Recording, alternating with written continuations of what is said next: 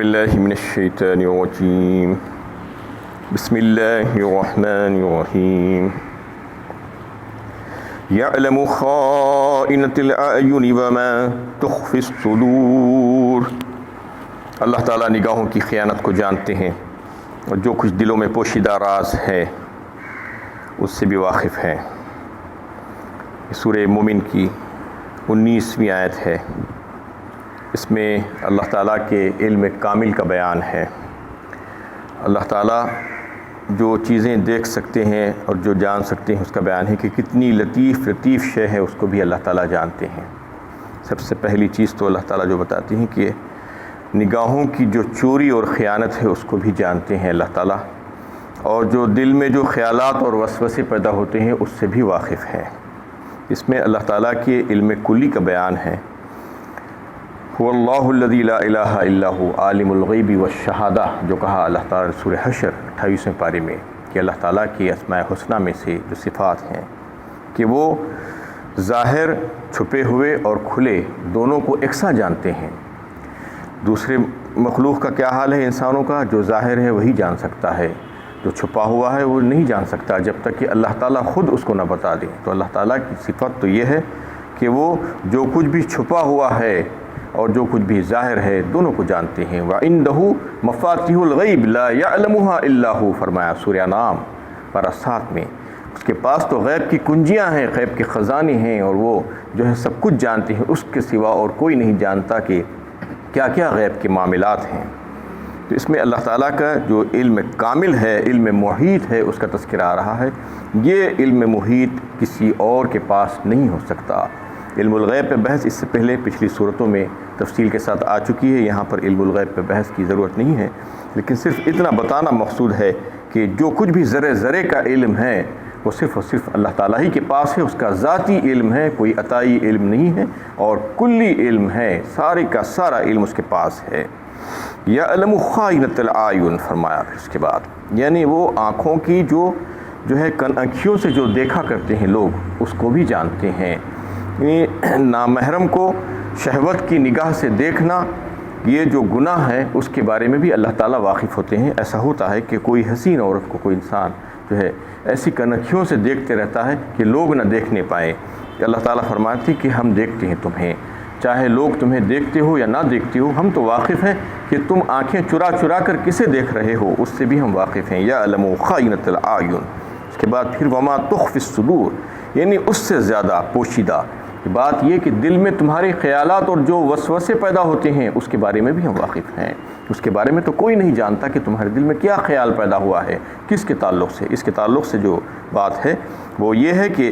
دل میں اگر کوئی خیال آئے تو وہ تو یعنی اپنے آپ آ جاتا ہے، لیکن آیا اور ایک لمحے کے لیے پھر واپس چلا گیا تو پھر وہ قابل مواخذہ نہیں ہے، اس پر پکڑ نہیں ہے۔ لیکن کوئی خیال آیا اور وسوسہ آیا اور پھر وہ آ کر ٹھہر گیا اور پھر اس پر جو ہے عزائم ہو گئے، یعنی آپ نے جو ہے وہ عزائم کی شکل اختیار کر لی، وہ وسوسوں کو بنا دیا، یعنی اب مجھے کچھ کام کرنا ہے، یہ آپ نے سوچ لیا، تو اگر وہ عمل آپ نہیں بھی کیے ہیں تو اس کی جزا یا سزا جو ہوگی وہ مل جائے گی۔ یعنی اچھے تعلق سے، کام کے تعلق سے اگر آپ نے اس کا عزم و ارادہ کر لیا تھا، جو وسوسہ آپ کے دل میں آیا تھا اور اس پر ابھی عمل نہیں کیا تھا، تو بھی وہ نیکی کا کام تصور ہوگا اور اس کے تعلق سے اللہ تعالیٰ اس کی جزا آپ کو دے دیں گے۔ ویسے ہی اگر کوئی گناہ کے کام کے تعلق سے آپ نے جو ہے پکا ارادہ کر لیا تھا، یہ عزائم کو دیکھیں گے اللہ تعالیٰ کہ تمہارے دل میں کیا، یعنی وسوسے آنے کے بعد وہ عزائم کا روپ دھارے تھے یا نہیں دھارے تھے۔ اگر عزائم کا روپ دھارے تھے تو پھر وہ گناہ کا کام اگر تھا تو پھر اس پر گناہ ملے گا، چاہے اس پر عمل کیے ہو یا نہ کیے ہو۔ ایسا ہوتا ہے دنیا میں، آپ دیکھتے ہیں کہ کوئی انسان کوئی کام کرنے کا ارادہ کر لیتا ہے لیکن کسی مجبوری کے تحت نہیں کرتا، یعنی کوئی ایسا برا کام، گناہ کا کام بھی ہے، جیسا کہ کوئی یہ سوچتا ہے کہ یہ میرے پاس پیسے آ جائیں گے تو میں کر لوں گا، اور پیسے نہیں آئے، اس کے پاس پیسے نہیں آئے اس لیے وہ کام نہیں کیا، تو وہ جو ہے اللہ تعالیٰ واقف ہے اس سے کہ وہ کیا عزم و ارادہ کر لیا تھا وہ کام کے تعلق سے۔ اس لیے جو ہے اچھے نیک کاموں کے تعلق سے انہیں عزم و ارادے کرنا، اور جو خیالات آ رہے ہیں اچھے خیالات کو جو ہے دل میں بسانا، اور جو برے خیالات ہیں اس کو فوراً جھٹک دینا، یہ جو ہے اس میں ترغیب دی گئی ہے۔ تو یہ دو باتیں اللہ تعالیٰ یہ بتانا چاہ رہے ہیں کہ ان کے پاس علم کلی ہے، اور جو ہے ظاہر کا بھی علم ہے اور غائب کا بھی علم ہے۔ بندہ یہ نہ سمجھے کہ جو ہے اللہ تعالیٰ نہیں جانتے ہیں، اللہ تعالیٰ غافل ہے۔ تو یہ بات معلوم ہو جانے کے بعد پھر اللہ تعالیٰ کی فرما برداری میں کسی قسم کی کسر نہیں اٹھانا چاہیے اور اللہ تعالیٰ سے ہمیشہ ڈر کر زندگی گزارنا چاہیے۔ واللہ یغزی بالحق والذین یدعون من دونہ لا یغزون بشیء ان اللہ هو السمیع البصیر۔ اور وہ اللہ تعالیٰ ٹھیک ٹھیک فیصلہ کریں گے، اور وہ مشرکین جو اللہ تعالیٰ کو چھوڑ کر اپنے خود ساختہ معبودان باطل کو پکارتے ہیں وہ کسی چیز کا فیصلہ کرنے والے نہیں ہیں، بے شک اللہ تعالیٰ ہی سب کچھ سننے اور دیکھنے والے ہیں۔ اس میں جو فیصلہ کرنے والی جو ہستی ہے اس کے تعلق سے بتایا گیا ہے، فیصلہ کرنے کے لیے دو صفتیں درکار ہے، ایک تو قدرت، دوسرا علم، یعنی جس کے پاس علم ہے، جو جانتا ہے وہ جو ہے فیصلہ کرے گا، اور پھر جس کے پاس قدرت اور طاقت ہے وہ فیصلہ کرے گا۔ جو بے خبر ہے اور جو بے علم ہے وہ کیسے فیصلے کر سکتا ہے؟ اللہ تعالیٰ اس میں بتانا چاہ رہے ہیں اللہ کے سوا جو بھی ہو سکتا ہے وہ بے خبر اور بے علم ہی ہے، چاہے تھوڑا سا علم اس کے پاس آ جائے یا تھوڑی سی قدرت آ جائے تو اس کو قدرت والا یا علم والا نہیں کہہ سکتے۔ اللہ تعالیٰ جو ہے اس میں جو بات بتائی ہے سمیع اور بصیر، جو ہے اللہ تعالیٰ کی صفات ہے، السمیع اور البصیر، یعنی خوب سننے والا اور خوب دیکھنے والا، اس جیسا سننے والا نہیں اور اس جیسا دیکھنے والا نہیں، وہ سب کچھ دیکھتا ہے اور سب کچھ سنتا ہے، لہٰذا وہی فیصلے کر سکتا ہے اور بروز قیامت وہی فیصلے کرے گا لوگوں کے درمیان۔ اولم یسیروا فی الارض فینظروا کیف کان عاقبۃ الذین کانوا من قبلہم كانوا هم أشد منهم قوة وآثارا في الأرض فأخذهم الله بذنوبهم وما كان لهم من الله من واق۔ کیا وہ زمین میں چلے پھرے نہیں ہیں؟ پھر وہ دیکھ لیتے کہ جو لوگ ان سے پہلے تھے ان کا کیا ہی برا انجام ہوا، وہ ان میں سے زیادہ طاقتور تھے اور ان سے زیادہ آثار زمین پر چھوڑ گئے، پھر اللہ تعالیٰ نے ان کو گناہوں کے سبب اپنی گرفت میں لیا اور اللہ تعالیٰ کے مقابلے میں انہیں کوئی بچانے والا نہ تھا۔ اس میں اللہ تعالیٰ لوگوں سے سوال کر رہے ہیں کہ وہ زمین میں سفر نہیں کیے، زمین میں چلے پھرے نہیں ہیں۔ اصل میں تو یہ مخاطب کفار مکہ ہے، اس میں جو شان نزول کے اعتبار سے جو بات ہے کہ کفار مکہ سے سوال کیا جا رہا ہے کہ کیا وہ زمین میں چلے پھرے نہیں کہ ان کے اطراف و اکناف جو قوم آباد تھی، قوم سمود، قوم عاد، قوم لوط، جو ان کی بستیاں آج بھی کھنڈروں کی شکل میں موجود ہیں، اس کو دیکھ کر کم از کم ان کو یہ عبرت حاصل ہو جاتی، یہ پوچھنا چاہ رہے ہیں اللہ تعالیٰ۔ جبکہ وہ لوگ جو تھے ان سے پہلے جو گزرے ہیں ان کو اللہ تعالیٰ نے یعنی ہلاک کیا، ان پر عذاب آیا، وہ کس وجہ سے؟ کہ تکذیب کی وجہ سے، رسولوں کی تکذیب کی وجہ سے، جھٹلانے کی وجہ سے، اور وہ کوئی معمولی لوگ نہیں تھے، بڑے تنومند اور قوت والے لوگ تھے۔ قوم عاد کا جو تذکرہ آتا ہے وہ تو اتنے طاقتور تھے کہ ان جیسی قوم جو ہے اللہ تعالیٰ نے دنیا میں نہیں پیدا کی،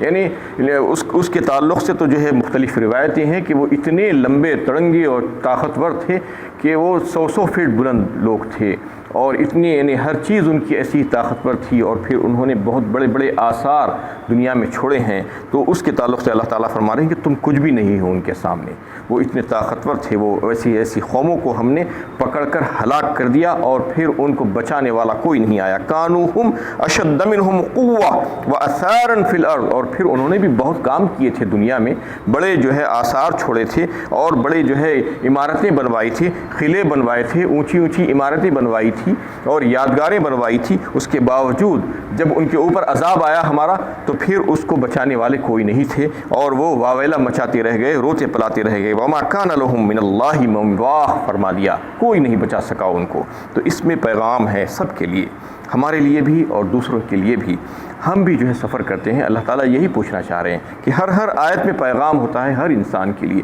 یہ نہیں سوچنا کہ یہ صرف جو ہے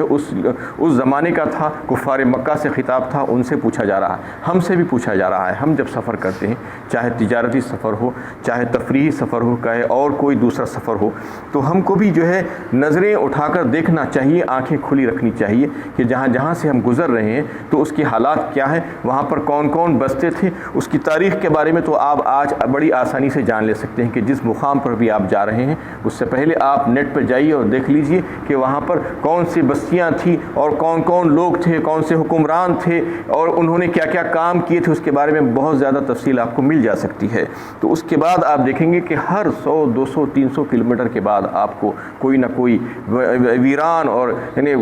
قلعے ملیں گے آپ کو، اور ایسی ایسی تعمیرات نظر آئیں گی، یادگاریں نظر آئیں گی، تو اس پر تھوڑا سا ٹھہر کر غور کرنا چاہیے۔ کہ یہ جو بنے ہوئے عمارتیں جو کھنڈرات کی شکل میں ہمیں آج جو نظر آ رہے ہیں، حیدرآباد میں ہی دیکھ لیجئے آپ، سارے ہندوستان میں پھر لیجئے، یعنی ہر جگہ آپ کو ایسے قلعے نظر آئیں گے جو ویران پڑے ہوئے ہیں، ٹوٹے پھوٹے۔ تو اس پر غور کرنا ہے، اس پر نظر ڈالنا ہے اور سوچنا ہے کہ وہ کیسے حکمران تھے، کیسے اللہ تعالیٰ نے ان کو قوت اور طاقت عطا فرمائی تھی، کیسے روب اور دبدبہ تھا ان کا ایک زمانے میں، کیسی سلطنت تھی ان کے پاس، اور کیسے نوکر چاکر، یہ سب کچھ ہونے کے باوجود انہوں نے کیا کیا۔ یعنی زیادہ تر اکثریت ایسے حکمرانوں کی ایسی تھی جو عیش و عشرت میں پڑی رہی، جو عیاشی میں پڑی رہی، اللہ تعالیٰ کو بھول گئے اور جو ہے اچھے کام کم اور برے کام زیادہ کیے، تو اللہ تعالیٰ نے ان کو تباہ و برباد کر دیا، ہلاک کر دیا، کہیں پر کچھ عذاب کہیں پر کچھ عذاب۔ ورنہ اس کے بعد تو جو ہے ان کے ساتھ ہوا ہی معاملہ ایسا کہ وہ کھنڈرات کی شکل میں جو ہے وہ ساری تعمیرات اور وہ جو یادگاریں جو بنائے تھے، کئی سال تک اس پر محنت کر کے، لاکھوں کروڑوں روپیہ خرچ کر کے بیکار میں، فضول میں انہوں نے بنا دیا، اور صرف یہ دکھانے کے لیے کہ ہماری حکومت ایسی تھی اور ہم یہ یادگاریں بنا کر گئے ہیں۔ تو یہ ساری چیزیں عبرت کا مقام ہے، نصیحت کا مقام ہے۔ نصیحت حاصل کرنے کے لیے اللہ تعالیٰ فرماتے ہیں کہ جاؤ پھرو اور دیکھو، جہاں کہیں پر بھی جا رہے ہیں، سفر پر جا رہے ہیں، کم از کم دیکھ تو لو کہ وہاں پر کیا حالات تھے، کون کون حکومت کیے تھے۔ یعنی مغل بادشاہوں کو دیکھ لو، یعنی دہلی سے لے کے نیچے تک آپ آ جائیے اور مختلف مقامات پر جو ہے ان کی یادگاریں ملیں گی۔ دوسرے مختلف جو ہے ڈائنسٹیز تھے یہاں پر، قطب شاہی ڈائنسٹی، آصف جاہی ڈائنسٹی، کتنی حکومتیں ہوئی ہیں، ان لوگوں نے کیا کیا کام کی۔ یہ بتانا چاہ رہے ہیں اللہ تعالیٰ کہ اللہ تعالیٰ جب کسی کو، قوموں کو اور افراد کو طاقت اور قوت عطا فرماتے ہیں اور جو ہے اختیارات عطا فرماتے ہیں، تو پھر اس کے بارے میں سوالات بھی کریں گے، ان کو جواب دینا ہوگا کہ وہ سارے اختیارات کا انہوں نے صحیح استعمال کیا تھا یا نہیں کیا تھا۔ جو آج جو ہے ہم نعمتیں لے کر اپنی من مانی زندگی گزار رہے ہیں، یہ ہم کو بتانا چاہ رہے ہیں اللہ تعالیٰ کہ تم کو جتنی نعمتیں دی جا رہی ہیں اتنا ہی تم سے سوال کیا جائے گا۔ ایک ٹھیلا بنڈی والے سے جو سوال ہوگا، ایک بڑے جو ہے ایک سمجھدار انسان سے، دانشمند انسان سے وہ سوالات نہیں ہوں گے، اس سے زیادہ سوالات ہوں گے، اس کی عقل اور سمجھ کے مطابق، اس کی صلاحیتوں کے مطابق، اور اس کو جو نعمتیں دی گئی تھی وہ نعمتوں کے مطابق سوالات ہوں گے۔ ایسا نہیں سمجھنا کہ پرچہ ایک ہی ہوگا، LKG کا پرچہ اور IAS کا پرچہ ایک نہیں ہوتا، دونوں کے پرچے الگ الگ ہوتے ہیں، دونوں کی صلاحیتیں، دونوں کے جو ہے اختیارات الگ الگ ہوتے ہیں، تو پھر دونوں کے سوالات بھی الگ الگ ہوں گے۔ تو یہ اللہ تعالیٰ بتانا چاہ رہے ہیں کہ دیکھو، تم جو ہے چل پھر کر دیکھو، زمین میں سفر کرتے ہو تم کو بھی جو ہے یہ عقل اور سمجھ ہونا چاہیے کہ دنیا میں کیا کیا لوگ کر کے گزرے ہیں اور پھر ان کے اوپر عذاب کیسے آئے۔ یہ عذاب کی وجوہات کیا تھی؟ 2 وجوہات جو ہے بتا دی جاتی ہیں، اس میں قرآن میں بھی اور احادیث میں بھی آتی ہے۔ ایک تو آیات الہیہ کا انکار اور دوسرے رسولوں کی تکذیب۔ یہ 2 بڑی وجوہات ہوتی تھی جس کی وجہ سے اللہ تعالیٰ کا عذاب آتا تھا۔ اب تو جو ہے نبوت اور رسالت کا سلسلہ بند ہو چکا ہے، اب بچی ہیں آیات الہیہ۔ آیات الہیہ کسے کہتے ہیں؟ آیات الہیہ معجزات اور کرامات جو ہوتے ہیں اس کو آیات الہیہ کہا جاتا ہے،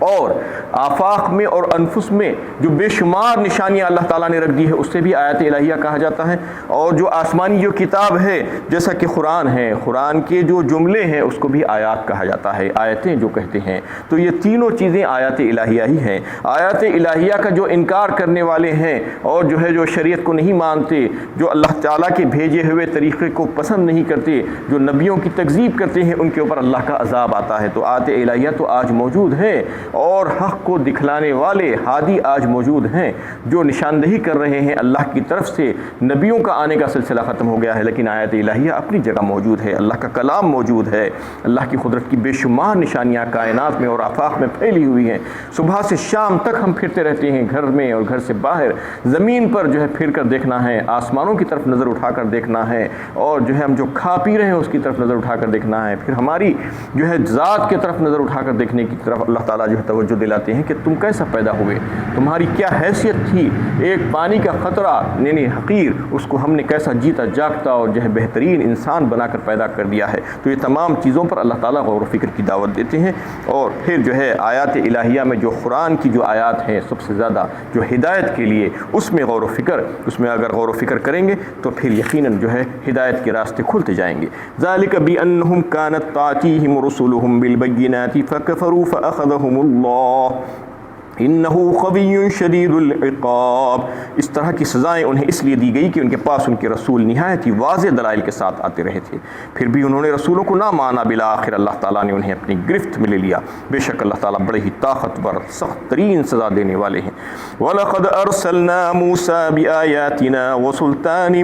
مُبِينٍ، اور یقیناً ہم نے موسیٰ کو اپنی قدرت اور اپنے الہ واحد ہونے کی نشانیوں اور واضح معجزات کے ساتھ فرعون، حامان اور قارون کے پاس بھیجا۔ إِلَىٰ فِرْعَوْنَ وَهَامَانَ وَقَارُونَ فَقَالُوا سَاحِرٌ كَذَّابٌ، اور قارون کے پاس بھیجا تو انہوں نے موسیٰ علیہ السلام کو جادوگر اور جھوٹا کہا۔ اس میں اللہ تعالیٰ موسیٰ علیہ السلام کا تذکرہ کر رہے ہیں کہ انہوں نے رسولوں کی تکذیب کی تھی، رسولوں کو جھٹلایا تھا، اور فرعون کے پاس ہم نے موسیٰ علیہ السلام کو بھیجا، اور فرعون کے ساتھ دو اور لوگوں کا ذکر کیا ہے، حامان اور قارون کا۔ فرعون تو وہ تھا جو مصر پر حکومت کرتا تھا، جو قبط کی جو قوم تھی اس کا حکمران تھا، وہ قبطی قوم کا،